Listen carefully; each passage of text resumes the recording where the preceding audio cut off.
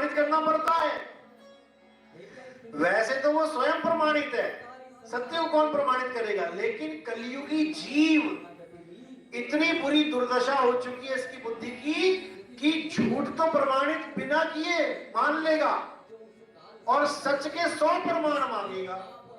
अगर कोई झूठ बोल देना किसी को, कोई कंपनी आ जाए तुम्हें 10 दिन में करोड़पति बना देंगे, मान लेगा, अपना सारा पैसा पकड़ा देगा, हाँ भैया 10 दिनों में बना लेना। और कोई सच बोले उसके 100 प्रमाण मांगेगा। ये कलयुगी जीव का हाल है। तो इसी कलयुग में सतयुग प्रमाण के साथ आएगा, और जब प्रमाण के साथ आएगा तो विवेक जगेगा, क्योंकि प्रमाण दिख गया सामने। और प्रमाण क्या होगा पता है? पंचम वेद प्रमाण है। 4 वेद तो तुमने सुने ही हैं। 4 वेद 4 वर्णों को एक नहीं कर पाए। जो पंचम वेद है वो कौन है? कबीर वाणी ही पंचम वेद है।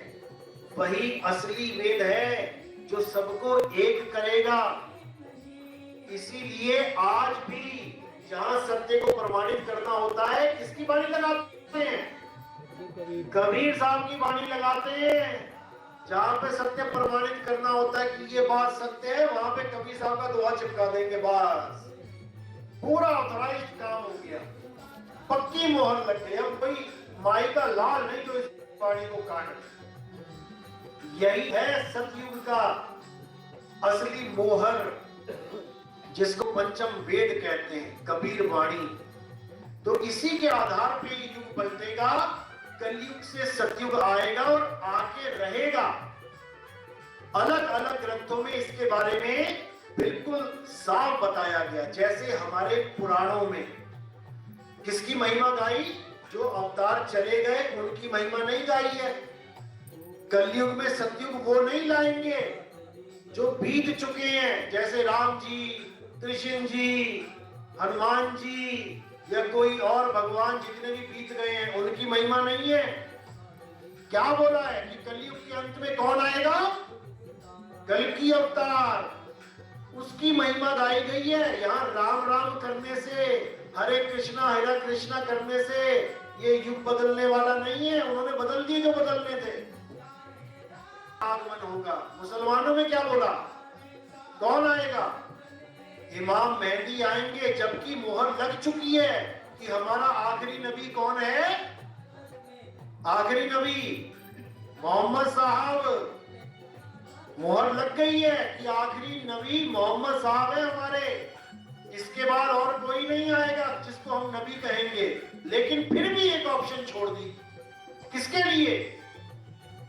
इमाम मेहदी के लिए, कि इमाम मेहदी आएंगे तब ये सारा खेल खत्म होगा कलयुग का, जिसको दज्जाल बोल दिया उन्होंने।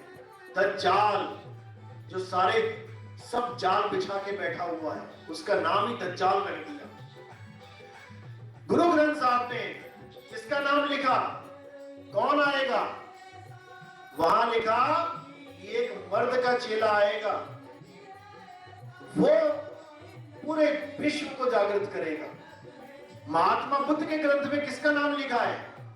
उसमें लिखा है कि महात्मा बुद्ध जाते हुए बोले कि मैं तो मर रहा हूं, जा रहा हूं, कार्य अधूरा है, लेकिन ये कार्य पूरा करने के लिए मैत्रेय बुद्ध दोबारा से आएगा। यानी एक और आएगा जो मैत्रेय का मतलब क्या होता है?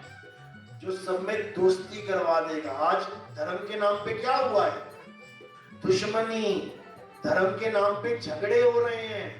तो वो बुद्ध ऐसा आएगा जो मैत्रेय यानी दोस्ती करवा देगा सब में, एक मालिक के साथ सबको बांधेगा, सब फिर से एक हो जाएंगे। यही यहूदियों के ग्रंथ में इलियास नाम बोला गया कि इलियास एक फकीर था, वो दोबारा आएगा और सारे संसार को दोबारा से प्रेम का पाठ पढ़ाएगा। ईसा मसीह के ग्रंथ में, बाइबल में क्या बोला गया कि 3 दिन के बाद ईसा मसीह दोबारा जीवित हो गए, जब क्रूस पे चढ़ा दिया गया था, और वो वहां से चले गए। लेकिन वो दोबारा आएंगे उसका नाम क्या रखा? जीसस सेकंड कमिंग, यानी दोबारा आएंगे और पूरे संसार को ईसाई बना देंगे, यानी सत्य के साथ जोड़ देंगे। किसके साथ? The Holi spirit. ईसाई लोग किसको भगवान मानते हैं? होली स्पिरिट, यानी पवित्र आत्मा। पवित्र आत्मा ही ईसाइयों का भगवान है। लेकिन उन्होंने एक शरीर को पवित्र आत्मा मान रखा है कि ईसा मसीह ही पवित्र आत्मा है। बस इतनी सी अज्ञानता है। उस अज्ञानता को ठीक करने के लिए जीसस सेकंड कमिंग आएंगे और शरीरों को किनारे करके केवल आत्मा का ज्ञान देंगे। तो हमारे कबीर साहब के ग्रंथ में क्या बताया है? इसमें निकलंक अवतार का जिक्र किया गया है कि एक निकलंक अवतार आएंगे जिसमें कोई कलंक नहीं होगा। गरीबदास जी महाराज ने भी यही बोला, इसको निकलंक राया नाम दिया गया। राया वो इसलिए दिया गया क्योंकि केवल आत्मा ही वो वस्तु है जिसमें कोई कलंक हो ही नहीं सकता। शरीरों में कलंक है, तत्वों में कलंक है, निहित तत्व में कोई कलंक नहीं है। तो उसी निकलंक का भेद अलग अलग धर्मों में हर संत ने पहले से लिख के गए हुए हैं। आज की वाणियां नहीं है ये। यही आप देखेंगे भविष्य मालिका में, उड़ीसा में पूरा डिटेल में इसके बारे में सारा समझा रखा है कि कैसे कैसे प्रभु दोबारा लीला करेंगे और सारे जगत को फिर से एक डोर में बांध देंगे, सत्य की डोर में बांध देंगे और सबको यहां से खींच के अपने धाम ले जाएंगे। ये सब पहले से लिखा हुआ है, इसमें कोई बदलाव नहीं हो सकता।